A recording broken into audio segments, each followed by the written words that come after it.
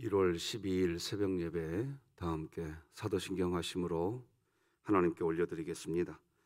전능하사 천지를 만드신 하나님 아버지를 내가 믿사오며 그 외아들 우리 주 예수 그리스도를 믿사오니 이는 성령으로 잉태하사 동정녀 마리아에게 나시고 본디오 빌라도에게 고난을 받으사 십자가에 못 박혀 죽으시고 장사한 지 사흘 만에 죽은 자 가운데서 다시 살아나시며 하늘에 오르사 전능하신 하나님 우편에 앉아 계시다가 저리로서 산자와 죽은 자를 심판하러 오시리라. 성령을 믿사오며 거룩한 공회와 성도가 서로 교통하는 것과 죄를 사하여 주시는 것과 몸이 다시 사는 것과 영원히 사는 것을 믿사옵나이다. 아멘.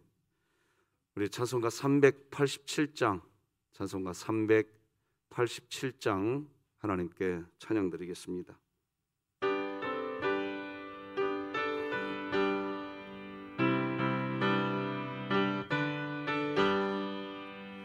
멀리 멀리 갔더니 처량하고 건너며 슬프고도 외로워 정처 없이 다니니 예수 예수 내 주여 지금 내게 오셔서 떠나가지 마시고 길이 함께 하소서.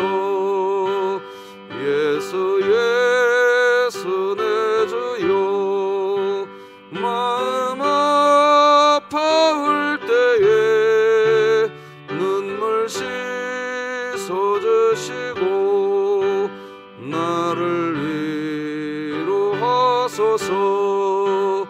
예수 예수 내 주여 지금 내게 오셔서 떠나가지 마시고 길이 함께 하소서.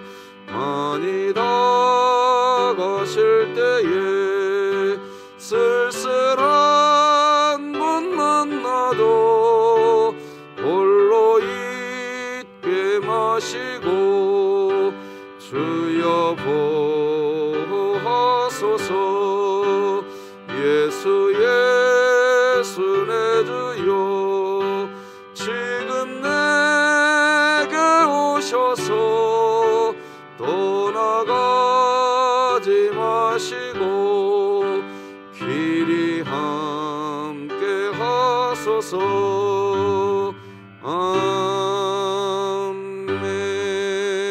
아멘. 진흥교회 주간 기도표 1월 12일 기도 제목 함께 기도하시겠습니다. 교회를 위해 기도합니다. 비록 하나님께서 지금 괴로운 섭리를 하시지만 이 괴로운 섭리 중에도 오히려 우리 스스로 죄의 끔찍함을 깨닫게 하사 예수님의 재림을 기다리고 소망할 줄 아는 성도로 다시 빚어가사 이 괴로운 섭리도 하나님의 따뜻한 손길임을 깨닫게 하시고 2022년 복음을 전수하는 가정을 세우는 교회가 되게 하소서. 이웃을 위해 기도합니다. 사람과 사람 사이에 단절과 소외가 자리 잡고 자기 자신을 주장하느라 이웃을 용납하지 않는 일이 편만한 이 세상 가운데 하나님의 사랑이 무엇인지 바로 가르쳐 줄 수 있는 진흥교회가 되게 하소서. 북한을 위해 기도합니다. 북한의 주민들은 굶어 죽어가는 가운데 안보를 위해 핵무기를 끊임없이 개발하고 있는 땅을 불쌍히 여기사 생명의 원천이신 주님께 나와 주의 빛을 발견하고 핵무기가 아닌 하나님을 의지하는 나라로 회복시켜 주시고 진흥교회가 입양하여 섬기기 원하는 평안남도 강동군에 속히 하나님의 은혜가 임하게 하소서. 자녀를 위해 기도드립니다.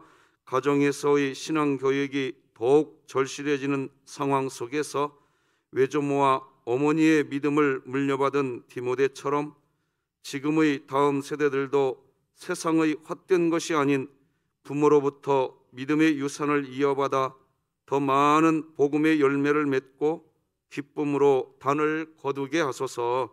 국가와 열방을 위해 기도합니다. 하나님을 부인하게 만드는 진화론의 심각성을 전 세계 교회와 가정들이 바로 알게 하시고 하나님의 창조론을 통해 부모와 자녀가 바른 성경적 가치관을 가지고 살아가게 하소서. 선교와 전도를 위해 기도합니다.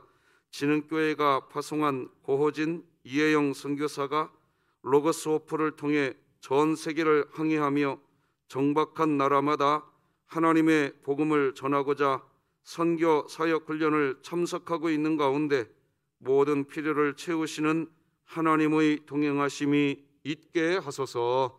이 모든 것 주 예수 그리스도의 이름으로 기도드립니다. 아멘. 오늘 함께 나눌 하나님의 말씀은 신약성경 요한복음 4장 15절에서 26절까지 말씀드리겠습니다. 요한복음 4장 15절에서 26절 한 절씩 교독하십니다. 하나님의 말씀입니다. 여자가 이르되 주여 그런 물을 내게 주사 목마르지도 않고 또 여기 물 기르러 오지도 않게 하옵소서. 이르시되 가서 내 남편을 불러오라. 여자가 대답하여 이르되 나는 남편이 없나이다. 예수께서 이르시되 네가 남편이 없다 하는 말이 옳도다. 너에게 남편 5이 있었고 지금 있는 자도 네 남편이 아니니 네 말이 참되도다. 여자가 이르되 주여 내가 보니 선지자로소이다. 우리 조상들은 이 산에서 예배하였는데 당신들의 말은 예배할 곳이 예루살렘에 있다 하더이다. 예수께서 이르시되 여자여 내 말을 믿으라. 이 산에서도 말고 예루살렘에서도 말고 너희가 아버지께 예배할 때가 이르리라. 너희는 알지 못하는 것을 예배하고 우리는 아는 것을 예배하노니 이는 구원이 유대인에게서 남이라. 아버지께 참되게 예배하는 자들은 영과 진리로 예배할 때가 오나니 곧 이때라. 아버지께서는 자기에게 이렇게 예배하는 자들을 찾으시느니라. 하나님은 영이시니 예배하는 자가 영과 진리로 예배할지니라. 여자가 이르되 메시아 곧 그리스도라 하는 이가 오실 줄을 내가 아노니 그가 오시면 모든 것을 우리에게 알려주시리이다. 함께 읽겠습니다. 예수께서 이르시되 네가 말하는 내가 그라 하시니라. 아멘. 자, 오늘도 외칩니다. 시작. 하나님, 제가 예배자입니다. 공동체여 다시 일어나라. 아멘. 자, 오늘은 영생하도록 솟아나는 샘물 두 번째 말씀 나누겠습니다. 어제도 말씀드렸지만 요한복음 3장과 요한복음 4장이 상당히 재미있는 구조를 가지고 있어요. 요한복음 3장에서는 부자 관원이고 이스라엘의 가장 유명한 당대의 지식인이고 권력자였던 사람 니고데모가 예수님을 찾아온 내용으로 요한복음 3장은 시작됩니다. 그러나 그 반대로 요한복음 4장은 예수님이 한 사람을 직접 찾아가신 내용입니다. 예수님이 직접 찾아간 사람은 당시에 아무도 사람 취급을 하지 않는 사마리아 수가성 여인이었습니다. 당시 사회에서 그냥 무시해도 되는 사람, 당연히 그냥 저 여인은 무시받아야 할 사람, 실제 그렇게 또 무시되고 있는 여성, 그가 수가성 여인이었습니다. 성경은 요한복음 3장의 니고데모에 대한 이야기와 요한복음 4장의 사마리아 수가성 여인에 대한 이야기가 대등하게 기록되고 있는 것을 우리는 주목해야 합니다. 그런데 중요한 건 뭐냐? 분량 면에서 당연히 요한복음 4장의 사마리아 수가성 여인에 대한 이야기가 월등하게 분량이 많습니다. 성경에 분량이 많다, 이건 굉장한 큰 의미가 있어요. 구약 성경의 대선지서, 서선지서, 뭐의 기준이 가지고 대선지서라고 얘기하느냐? 성경의 분량입니다. 이사야, 예레미야와 같은 성경은 분량이 굉장히 깁니다. 그러나 말라기, 스가랴, 학개 분량이 얼마 안 됩니다. 그래서 말라기, 스가랴, 학개, 나훔 이런 성경을 쓴 선지서는 소선지서, 이사야, 예레미야 같은 경우는 대선지서, 이렇게 분류합니다. 실제 여러분 텔레비전에서 말입니다, 광고를 한다고 하십시다. 1분짜리 광고하고요 1시간짜리 광고하고 이 광고의 효과는요 어마어마합니다. 어마어마해요. 왜 성경은 니고데모를 소개하는 내용과 사마리아 수가성 여인에 대한 이야기가 이렇게 마치 비교되어지듯 이어져서 나오고 있느냐 하는 것이지요. 세상의 언론은 당연히 주목하고 관심을 가져야 한다고 판단되는 어떤 기사, 어떤 인물에 대해서는 세상의 언론은 많은 분량을 편성합니다. 하지만 세상의 언론은 무시해도 좋을 만한 이야기는 어떤 경우에는 뉴스 기사에서 다루지도 않습니다. 그러나 우리 주님은 자신을 찾아온 니고데모에 대한 이야기도 기록해 주시지만 자신께서 직접 찾아간 사마리아 수가성 여인에 대한 이야기도 성경에 기록하십니다. 기록하시면서 신기하게 사람들이 더 많이 주목하고 사람들이 더 많이 관심을 가지게 될 법한 그런 니고데모에 대한 이야기보다 그 반대의 사람, 당연히 무시해도 누구 하나 이유를 묻지도 따지지도 않을 사람, 그 수가성 여인에 대한 기록은 훨씬 더 긴 분량을 할애하고 있습니다. 그리고 그 수가성 여인에 대한 이야기에서 기독교의 핵심인 예배가 나옵니다.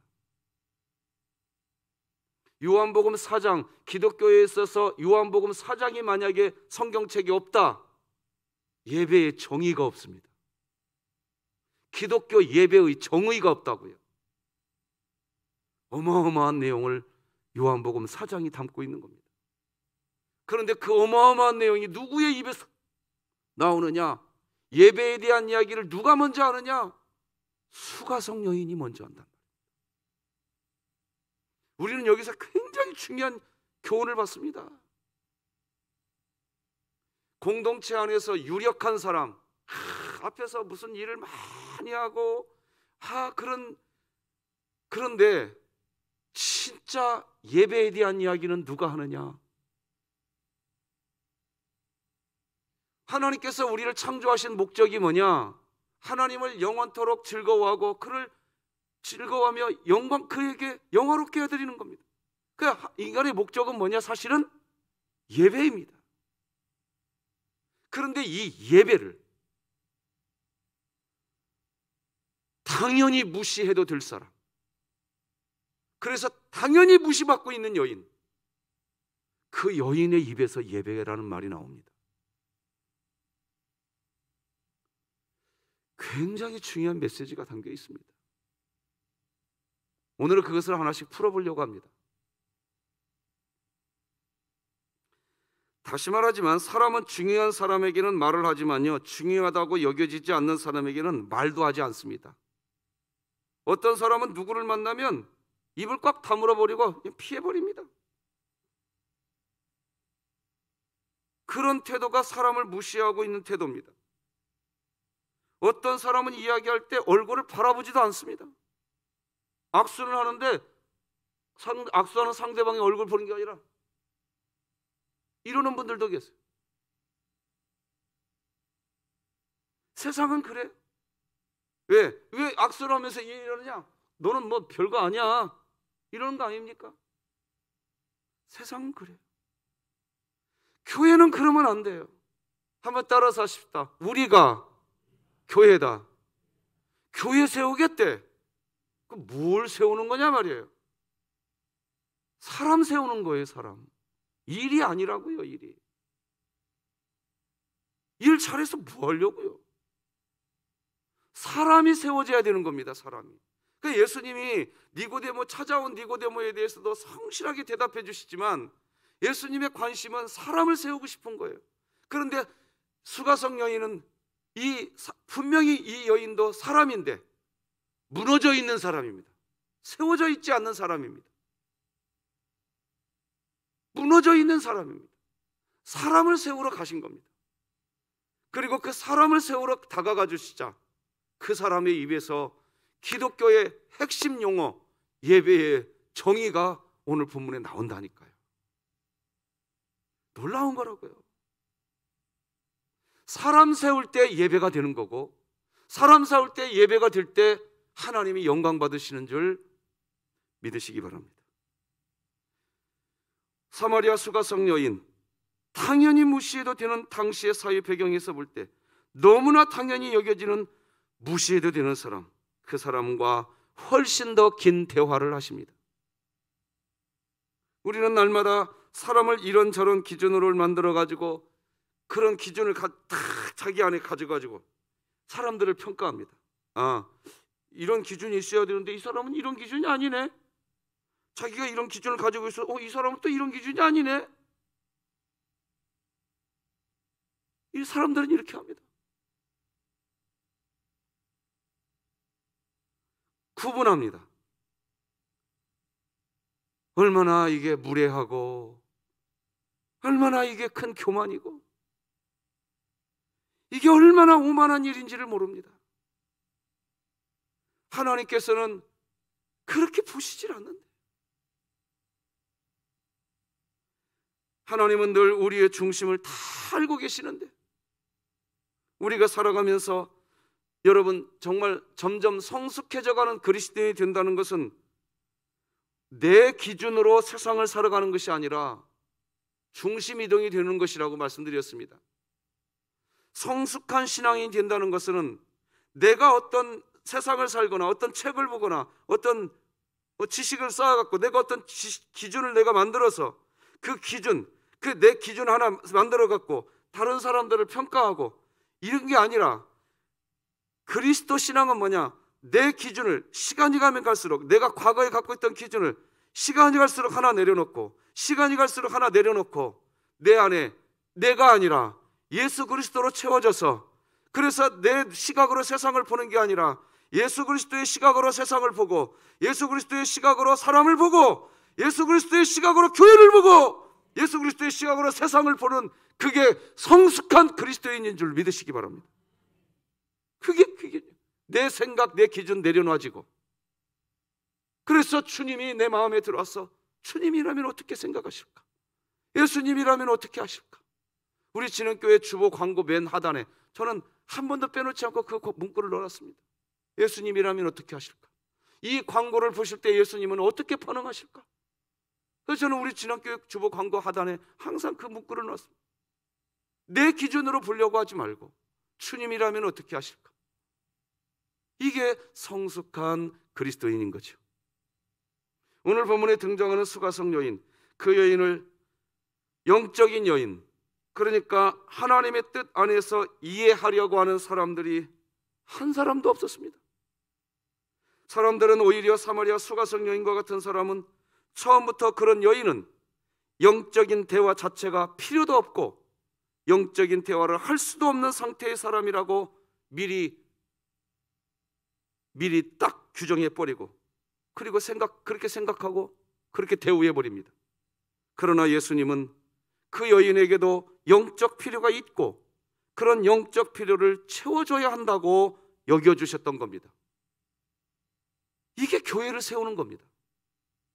그런 마음을 가지고 있으셨던 분이 예수님이셨기에 가장 일상적인 것, 사람이 마시는 우물가의 물, 그냥 한 바가지 물을 떠서 설령 길바닥에 뿌려도 누구 한 사람 마다하지 않을 법한 흔하디 흔한 이 물, 그 물, 우물가에 그 물을 가지고서 가장 일상적인 것을 가지고서 수가성 여인과 대화를 시작하십니다.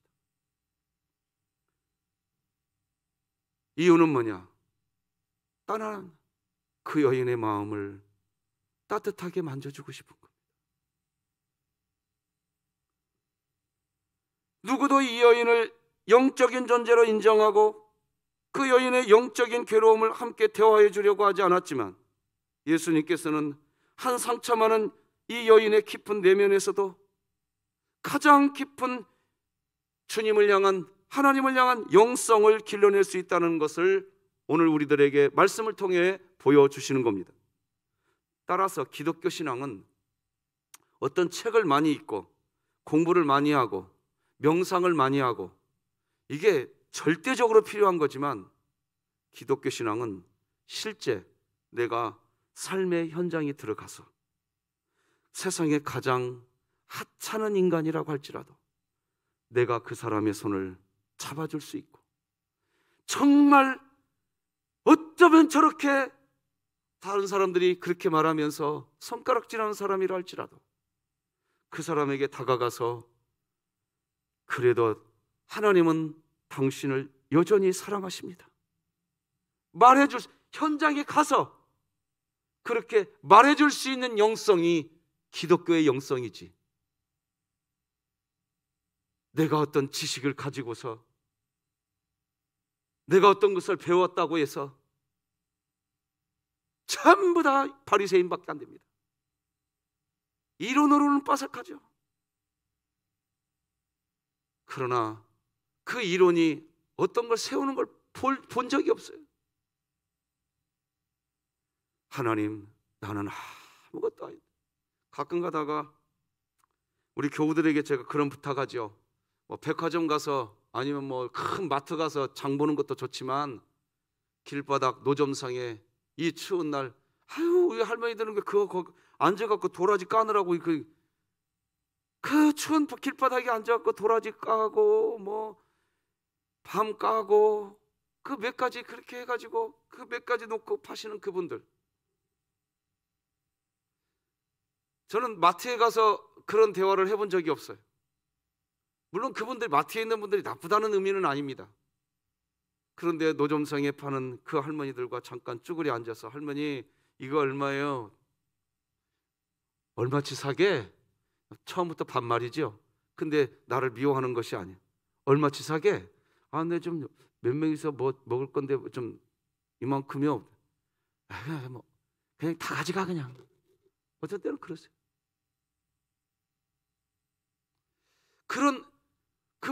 그분이 저에게 어떤 따뜻한 말을 전하거나 그런 건 아닌데, 이 한국 사회 안에서 그런 말의 의미가 어떤 의미인지, 어디 가서도 누가 돈 1,000원 내고, 마트 같은 데 가보세요. 1,000원짜리 콩나물 정확하게 그냥 포장지에 딱 담아줘서 애누리 없어요. 콩나물 한 줄기도 더 안 줍니다. 맞죠? 그런데 길바닥에 가보세요. 그 어르신들은 삶을 살아왔어요. 인생을 살아왔어요. 그러다가 애기들이라, 제가 우리 아이들 어릴 때 데리고 그런 데 가면, 제가 데리고 간 우리 딸내미, 우리 아들 녀석 보고, 아이고 애기 이쁘네, 애기 이쁘니까 한 주먹 더. 저는 뭘 느끼냐, 이분들이 책을 본 적도 없고 어디 대학교 유학을 다녀온 적도 없는 분들인데, 이분들은 살면서 배운 거예요. 뭘 배웠냐? 사람 살아갈 때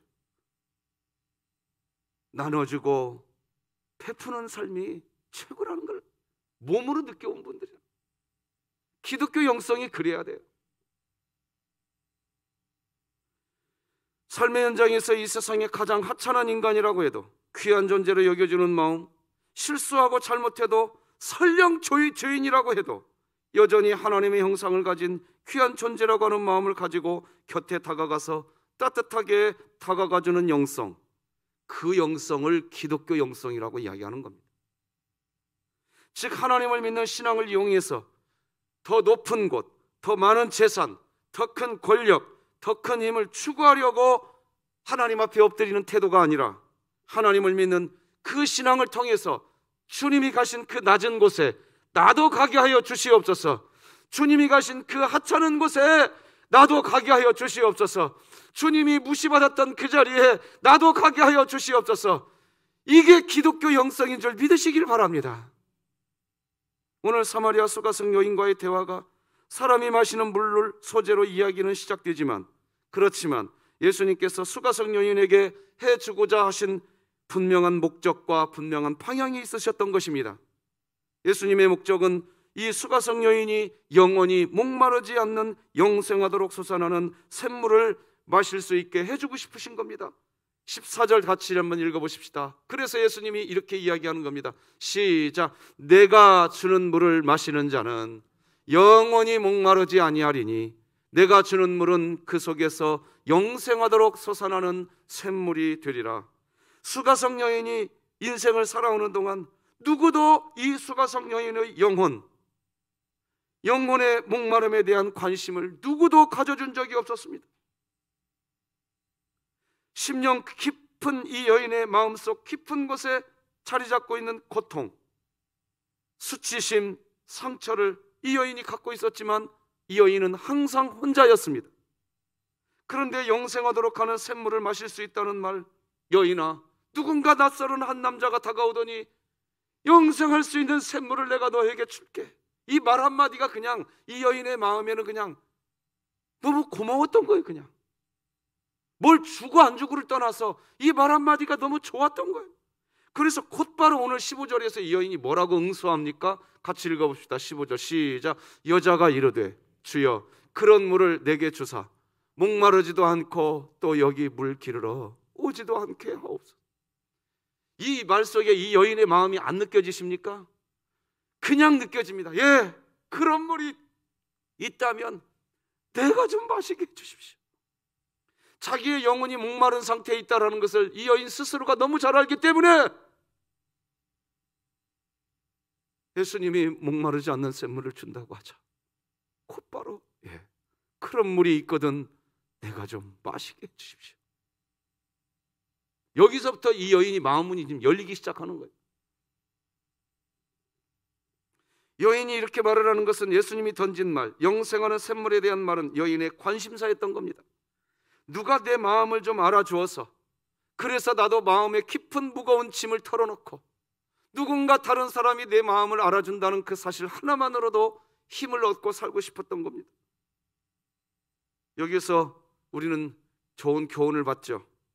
우리 삶의 영혼의 목마름을 해결하기 위해서는 타인의 필요가 무엇인지를 먼저 이야기해야 합니다. 이 부분이 중요하지요.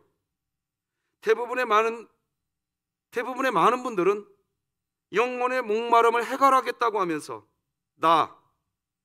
나의 필요, 나의 생각, 나의 주장을 먼저 이야기합니다. 그러니까 다 독백이 되고 말아버리는 거예요. 대화가 되질 않습니다. 여러분, 오늘날 시대가 왜 소통이 안 된대요? 소통이 안 된대. 교회도 소통이 안 되고 세상도 소통이 안 된대.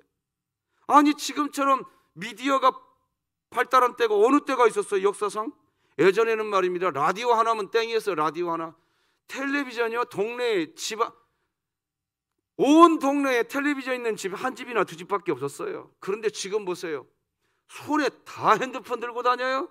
이 핸드폰 하나만 키면 말이에요, 전 세계하고 통화할 수 있어요. 전 세계.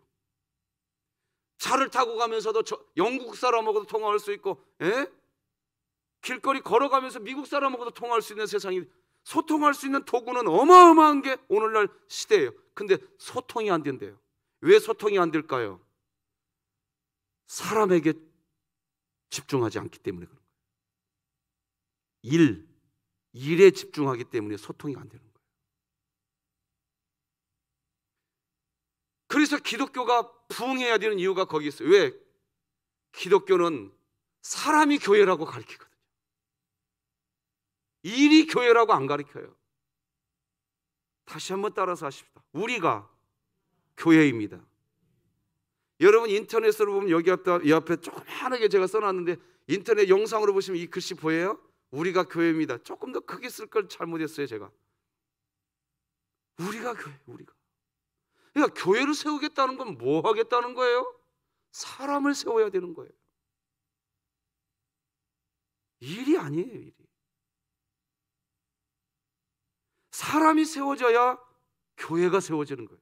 왜? 사람이 예수님의 몸이거든. 믿습니까?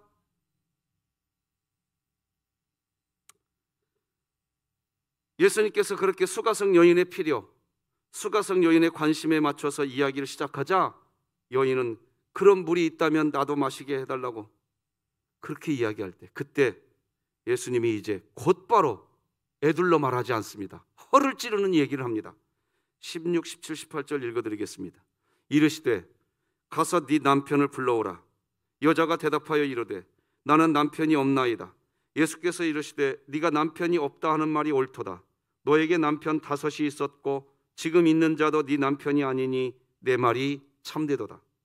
갑자기 예수님이 이 여인에게 남편을 불러오라고 이야기합니다. 이 여인에게는요, 왜 영혼의 목마름이 있었느냐? 남편의 목마름이 영혼의 목마름으로 표현되고 있었던 인생이었던 겁니다. 그래서 이 여인에게 있어서 남편이라는 존재는 항상 마음의 어떤 무거운 걸림돌이었어요. 이 여인에게는 그랬어요. 이 남편을 대화의 주제로 꺼낸 이유는 뭐냐? 그 여인이 인생의 목마름이 어디에, 가장 목마름이 있는 그 장소가 어디냐? 남편의 문제였거든. 여인의 목마른 지점을 콕 하고 찝어주시는 겁니다. 지금. 오늘 이 새벽에 저에게 그리고 여러분에게 주님이 오셔서 나의 가장 목마른 그 부분을 주님은 찝어주실 줄로 믿으시기 바랍니다. 그냥 믿으세요. 생각해 보세요. 이 여인이 먼저 예수님께 자기 남편의 이야기를 말하기가 쉬울까요? 쉽지 않죠. 왜? 이 여인은 이 남편의 문제 때문에 낮 12시에 다른 사람들 다 잠자는, 좀 낮잠을 좀 취할 수 있는 쉬는 시간에 이 여인은 사람 눈을 피해서 우물가에 온 거란 말입니다. 우물가에 온 가장 큰 이유가 뭐냐? 가장 큰 숨기고 싶은 사건이 하나 있는데 바로 이 여인에는 남편의 문제였던 겁니다. 숨기고 싶었던 거예요. 꺼내놓고 싶지 않았던 거예요. 그런데 그것이 이 여인의 목마름을, 영혼의 목마름을 더 강하게 만드는, 영혼의 목마름을 느낄 수밖에 없는 이유였던 겁니다. 그걸 콕 집어주십니다.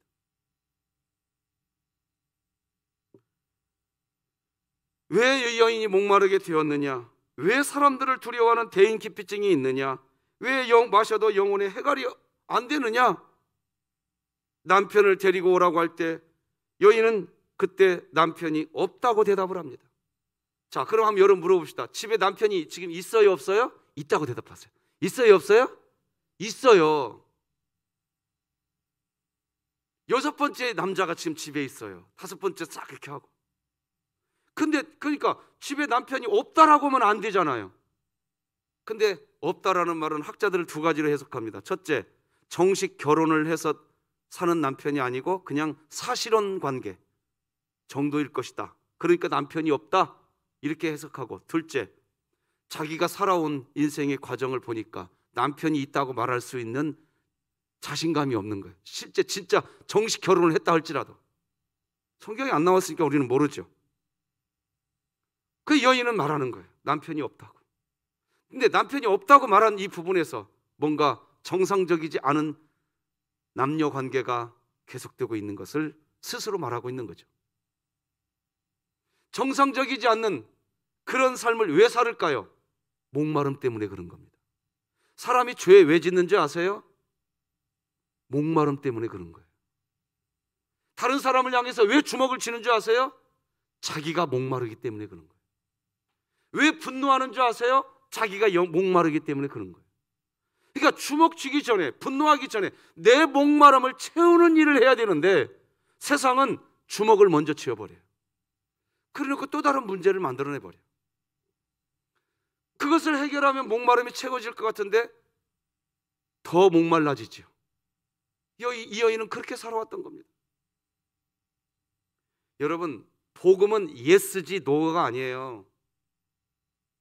복음은 그런 거예요. 복음은 예스입니다. 뭐에 대한 예스냐? 사람을 받아줍니다. 복음은 사람을 받아주는 거예요. 이게 놀라운 복음의 소식이에요. 그것이 복음이었기 때문에 내가 하나님께 받아진 거예요. 내가 믿으시기 바랍니다. 이게 복음이라고요. 복음은 일을 받는 게 아니에요. 복음은 사람을 받는 거예요. 사람. 꼭 믿으셔야 됩니다. 코로나 시대 지금 우리 교회도 거의 100명 가까이는 아직, 물론 영상으로 예배 드릴 수밖에 없는 분들이 지금도 계세요. 그래서 여기 못 오시는 분들이 많아요. 제가 다 알아요. 그런데 어쨌든 지금 상황이 함께 모일 수 없는 상황이잖아요. 지금 어쨌든 이 상황이 언제까지 갈지 아무도 몰라요. 그래서 왜 2022년 왜 우리가 교회다, 이걸 제가 그냥 강조하는 게 아니라 원래 성경이 그렇게 말하는 거예요. 성경이 원래 성경이 우리가 교회다 이걸 가리킨다고요. 그래서 원래 성경이 말하는 교회가 뭐냐? 사람이 교회거든요. 왜 이것을 2022년 연초부터 메시지를 전하기 시작하느냐? 교회 공동체가 앞으로 어디로 갈지 누구도 장담을 못하는 시대입니다. 지금 그런 때잖아요. 지금 그러니까 지금 이때 우리 교회가 어디에 관심을 둬야 되느냐? 어떤 사소한 지금 눈앞에 해결해야 되는 일, 그거에 눈앞에 두고 있지 말고 정말 예수 그리스도의 몸이 되려고 하는 우리 진흥교회 가족들이 다 거기에 초점을 두면, 설령 지금 어떤 이유 때문에 예배당 와서 예배를 못 드려도 나는 한 공동체다. 나는 한 공동체다.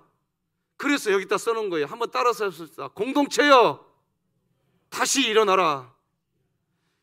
이스라엘 예수님 당시에 사마리아 수가성 여인이 있는 그때 이스라엘 공동체는, 사마리아 사람들은 사람 취급도 하지 않고 갈릴리 땅으로 갈 때 사마리아 땅으로 통과해서 가면 직진 코스이기 때문에 금방 가는데 그 길 가지도 않고 돌아서 갑니다.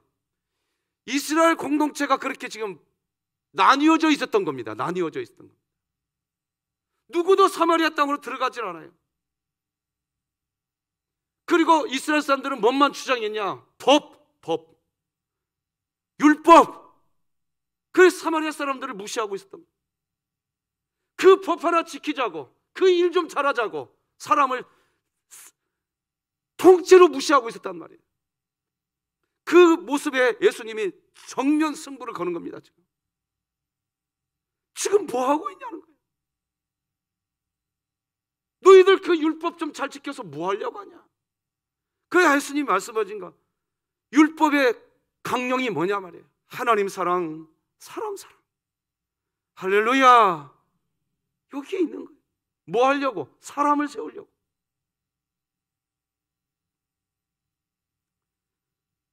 그 이 여인이 예수님께 이렇게 이야기하잖아요. 19절. 여자가 이르되 주여 내가 보니 선지자로소이다. 이 여인이 마음 문이 활짝 열려버린 겁니다. 이미 지금 자기 목마름의 원인인 남편의 문제를 콕 집어서, 맞다 여인아, 네가 지금 함께 살고 있는 그 남자도 네 남편이 아니니 남편이 없다고 말하는 네 말이 옳도다. 누구도 자기의 이 아픈 부분을 한 사람도 만져주지 않았는데 그걸 만져주니까, 이처럼 여인이 예수님을 향해서 마음의 문이 열리자 곧바로 자신의 가장 큰 이제 진짜 영적 고민거리를 털어놓습니다. 여인이 먼저 털어놔요. 20절 같이 읽겠습니다. 시작. 우리 조상들은 이 산에서 예배하였는데 당신들의 말은 예배할 곳이 예루살렘에 있다 하더이다. 다시 말하지만 예배에 대한 이야기를 예수님이 먼저 말씀하셨어요? 여인이 먼저 말씀하셨어요? 여인이 먼저 말씀하셨어요. 기독교 예배의 정의가 이 여인의 입에서부터 시작되는 거예요. 이렇게 질문하는 예언은 실제 이 여인이 인격적으로 하나님을 만나지는 못했으나 영적인 갈망이 있었던 겁니다. 정말 하나님이 기뻐하는 예배를 드리고 싶은 마음이 이 여인의 마음속에서도 있었던 겁니다. 그러니 하나님이 기뻐하는 예배를 드리고 싶으니 예배 드리는 장소에 대한 질문을 하는 겁니다.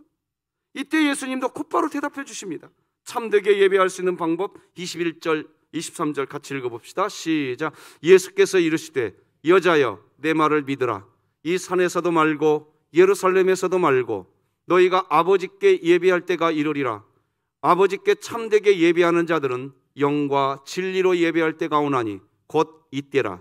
아버지께서는 자기에게 이렇게 예배하는 자들을 찾으시느니라. 할렐루야. 자, 참되게 예배하는 방법은 뭐냐? 하나님을 아버지라고 부르는 때, 그래서 하나님을 아버지라고 부르면서 예배하는 예배는 참된 예배라는 거예요. 지금 기독교의 핵심 메시지 전합니다. 귀 쫑긋하고 들었어요. 기독교의 핵심 메시지 전합니다. 하나님을 나의 아버지라고 믿고 예배하는 예배는 참된 예배인 줄 믿으시기 바랍니다. 이게 왜 참된 예배냐? 탕자의 비유로 설명하겠습니다. 탕자가 아버지를 무시했습니다. 돈을 더 좋아했습니다. 그래서 아버지를 밀어내버리고 돈을 취하고 집을 나가버렸어요. 그런데 이 탕자가 고백합니다. 내 아버지 집에는 그래도 먹을 것이 있는데. 이 탕자가 아버지를 자기 마음속에 불러오기 시작합니다.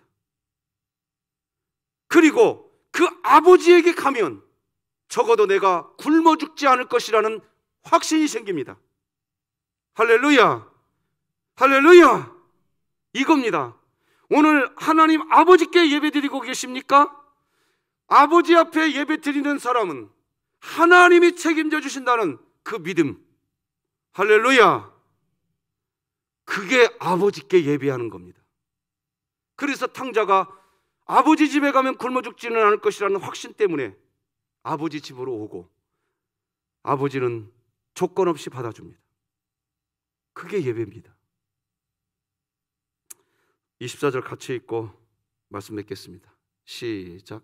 하나님은 영이시니 예배하는 자가 영과 진리로 예배할지니라. 아버지께 예배하는 것이 영과 진리로 예배하는 겁니다. 이 말은 무슨 말이냐? 탕자 생각하면 되는 겁니다. 나 오늘 아버지께 예배드리러 가. 그분께 가면 그분이 나 살려주셔. 이 믿음이시면 예배자인 줄 믿으시기 바랍니다. 기도하십시다. 하나님 아버지 감사합니다. 영원히 목마르지 않냐는 샘물을 우리에게 주시고 싶으셔서 이 추운 새벽에 얘야 잠시 눈 좀 떠봐라. 내가 너와 함께 하고 싶구나. 주님이 우리에게 말씀하시는 줄 믿습니다. 하나님이 말씀하시는 줄 믿습니다. 하나님, 아무도 찾아가지 않았던 사마리아 수가성 여인, 그 여인에게 찾아가 주신 것은 곧 오늘 우리에게 찾아오시겠다는 하나님의 약속인 줄 믿습니다. 그 약속 믿고 오늘도 주님과 함께 살게 하여 주시옵소서. 예수님의 이름으로 기도드립니다. 아멘. 하늘에 계신 우리 아버지여, 이름이 거룩히 여김을 받으시오며 나라가 임하시오며 뜻이 하늘에서 이루어진 것 같이 땅에서도 이루어지이다. 오늘 우리에게 일용할 양식을 주시옵고 우리가 우리에게 죄 지은 자를 사하여 준 것 같이 우리 죄를 사하여 주시옵고 우리를 시험에 들게 하지 마시옵고 다만 악에서 구하시옵소서. 나라와 권세와 영광이 아버지께 영원히 있사옵나이다. 아멘.